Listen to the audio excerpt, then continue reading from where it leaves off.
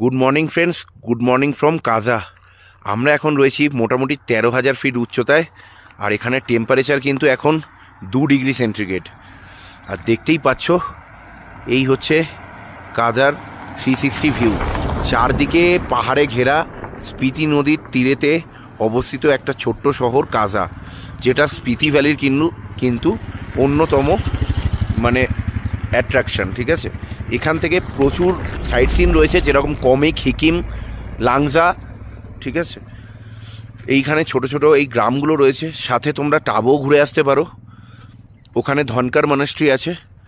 তো যাই হোক, খুব সুন্দর একটা জায়গা। স্পিতি নদী কিন্তু এই পাশ দিয়ে বয়ে গেছে, এই জায়গাটা দিয়ে স্পিতি নদী বয়ে গেছে। এই যে সামনের ফ্ল্যাট ল্যান্ডটাও দেখতে পাচ্ছ, আমি জুম করে দেখাচ্ছি একটু। এই ফ্ল্যাট ল্যান্ডটাই কিন্তু এই রাস্তার পরে, এখান থেকেই কিন্তু স্পিতি নদী বয়ে গেছে।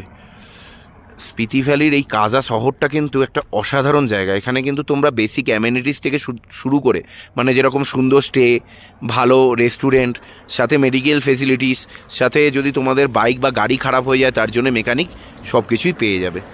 তো চলো, আপাতত এইটুকুই, তোমাদের জাস্ট মর্নিং ভিউটা শেয়ার করলাম। এখন সি অফ করছি, টাটা।